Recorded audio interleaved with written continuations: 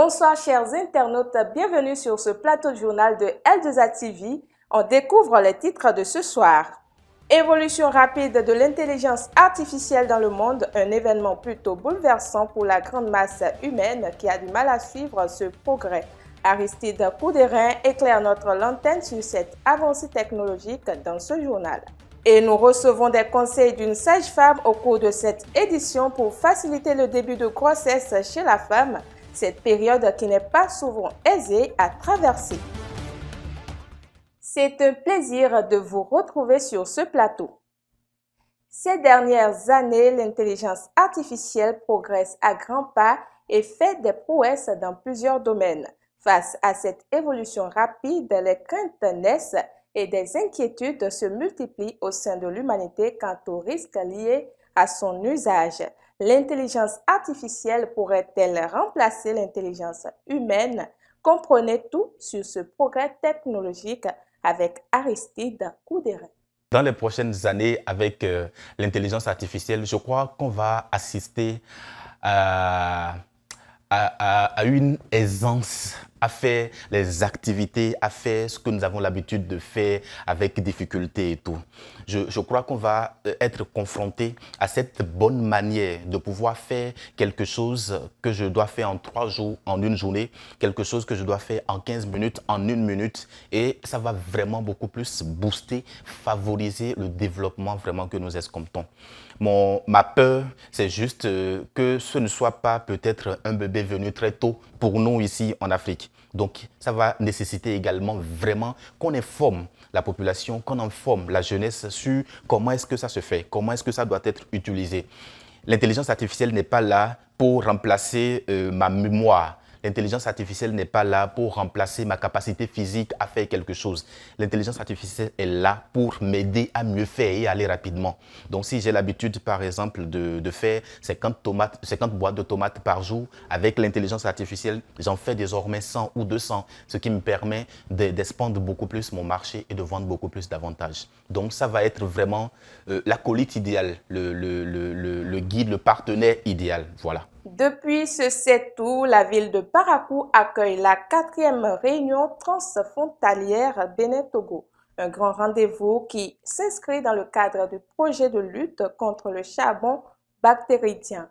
Exécuté au Bénin et au Togo, ce projet est mis en œuvre sous le financement de l'UEMOA. Cette activité permettra de faire le bilan, mais aussi de recueillir des recommandations. Retour sur le lancement officiel de cette réunion. Le charbon bactéridien est une maladie d'origine bactérienne qui touche principalement le bétail, mais elle peut également atteindre l'homme. Dans le but d'éradiquer ce mal, le projet de lutte contre le charbon bactéridien, PLCB, a vu le jour en 2014. Financé par l'Union économique et monétaire ouest-africaine, UEMOA, il est mis en œuvre au Bénin et au Togo. Au Bénin, il est exécuté par la direction de l'élevage du ministère de l'Agriculture. Pour accueillir la 4e réunion transfrontalière Bénin-Togo, dans le cadre de ce projet, le choix a été porté sur la ville de Parakou. Le PLCB Bénin prendra fin en septembre prochain. Vous constatez avec moi qu'il était donc opportun de réunir les principaux acteurs impliqués dans sa mise en œuvre afin de pouvoir faire une capitalisation des acquis du projet en termes d'innovation, en termes de bonnes pratiques, mais également faire le point des enseignements qu'on pourrait tirer de la mise en œuvre du projet dans nos 2 pays. À quelques jours de la fin de ce projet, la satisfaction est grande compte tenu des résultats obtenus en près de 10 ans d'exécution. Le charbon bactéridien représentait en tout cas une menace en termes de santé pour les humains dans notre zone. Donc, nous avons accompagné le projet et nous sommes ravis de savoir qu'il y a des résultats tangibles qui ont été relevés, en tout cas au Bénin et au Togo. Veuillez transmettre aux plus hautes autorités du Bénin et du Togo les remerciements de la commission de l'UEMOA. L'éradication du charbon bactéridien tant sur le bétail que sur les humains est devenue une réalité. Des cas de charbon bactérien animal et humain sont notifiés chaque année. En 2016, 2 cas de décès humains dans l'arrondissement de Tayakou, village de Taunga, dans la commune de Tangueta. En 2017, 2 cas humains, dont un dans l'arrondissement de Manta et un dans l'arrondissement de Bokoumbe, dans la commune de Bokoumbe.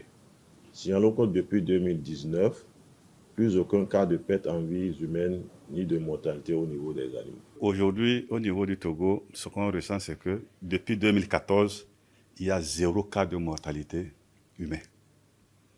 Depuis 2014.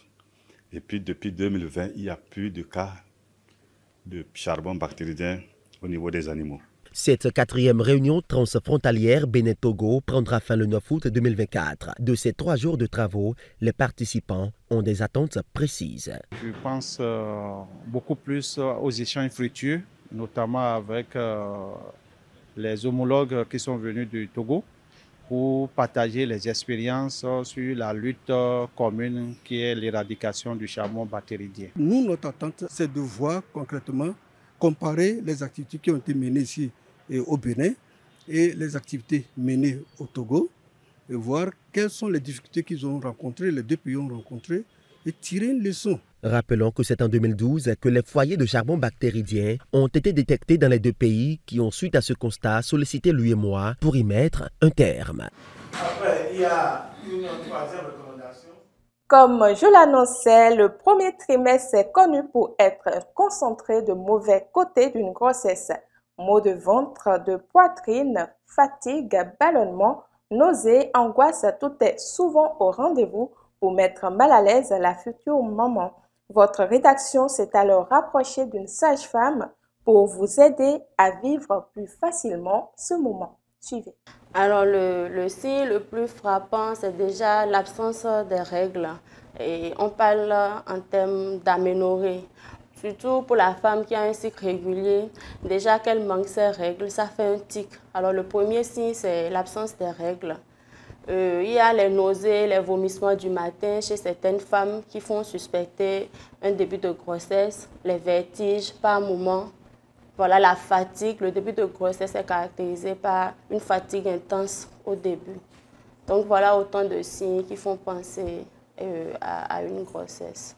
Là, l'idéal, c'est de se rendre dans un centre de santé pour confirmation. Parce que ce n'est pas parce que j'ai manqué les règles que ça veut dire que je suis forcément enceinte ou parce que j'ai les signes sympathiques que ça veut dire que je suis forcément enceinte. Ça peut être dû à autre pathologie. Donc, il faut se rendre dans un centre de santé pour confirmation. Dès qu'on a confirmation qu'on est enceinte, l'idéal ou la meilleure des choses à faire, c'est de prendre contact avec une sage-femme ou un gynécologue pour commencer le plus tôt possible les consultations prénatales afin de prévenir ou détecter tôt les éventuelles complications. À ces consignes ou à ces routines de consultation prénatale, on donne quelques conseils usuels. On demande à la femme enceinte de se reposer autant que possible parce que, comme je l'avais dit, le début de grossesse est caractérisé par une fatigue intense, l'insomnie nocturne. Donc, elle profite en journée pour se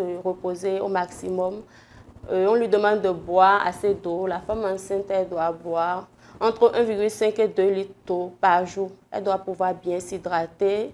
Les conseils hygiéno-diététiques, elle doit avoir une bonne hygiène corporelle et vestimentaire, faire attention à son alimentation, ne pas manger trop salé, trop épicé, trop gras, bannir de son alimentation certaines consommations telles que le tabac, l'alcool, la caféine, qui sont nuisibles pour elle-même et pour son bébé. Respecter surtout les rendez-vous de consultation prénatale parce que ce n'est pas parce que la femme enceinte ne sent rien que ça veut dire qu'il n'y a rien, que la grossesse se déroule normalement.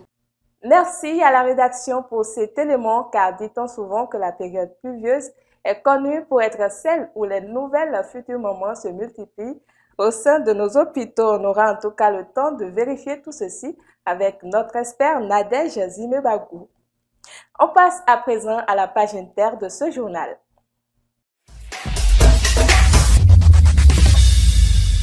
Cette semaine, au Kenya, de nouveaux rassemblements contre le pouvoir ont eu lieu ce jeudi à Nairobi. Des affrontements ont opposé les manifestants aux forces de l'ordre. La police a tiré du gaz lacrymogène dans le centre de Nairobi, blessant des journalistes pour disperser de petits groupes de manifestants de nouveau rassemblés afin de dénoncer la politique du gouvernement de William Ruto.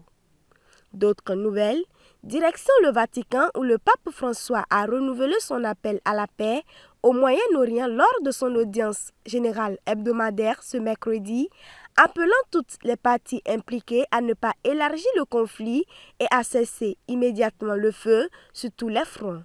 Il a également prié pour l'Ukraine, le Myanmar et le Soudan, demandant qu'ils trouvent bientôt la paix tant désirée. Toujours ce mercredi, mais cette fois-ci en Tunisie, les services du président Kais Saied ont annoncé le limogeage du premier ministre Ahmed Hachani sans donner d'explication officielle et son remplacement par le ministre des Affaires sociales Kamel Madouri, récemment nommé à ce poste. Hachani avait lui-même succédé le 1er août de l'an dernier à Ndjila Bouden, elle aussi remerciée sans justification officielle par le président Kais Saied. En République démocratique du Congo, 26 prévenus ont été condamnés à mort par la justice militaire pour leur participation à la rébellion du M23. 21 personnes en fuite étaient absentes du procès, dont le principal accusé Corneille Nangai. Tous les prévenus ont été reconnus coupables de leurs charges. Pour finir, parlons rupture des liens diplomatiques entre la junte militaire au pouvoir au Niger, au Mali et l'Ukraine. Après les commentaires faits par un porte-parole des services ukrainiens du renseignement militaire à propos d'affrontements dans le nord du pays fin juillet, lors desquels des soldats maliens et des mercenaires du groupe paramilitaire russe Wagner ont été tués, le Niger a annoncé mardi 7 août rompre avec effet immédiat ses relations diplomatiques avec l'Ukraine. 2 jours plus tôt, le Mali avait pris cette même décision, reprochant à l'Ukraine un soutien à des groupes terroristes après la lourde défaite de l'armée malienne fin juillet. Mesdames et messieurs, c'est terminé pour le plateau journal de ce vendredi. Merci de nous avoir suivis. Prenez soin de vous et prenez soin de vos proches en restant câblés sur El Douza TV. Au revoir.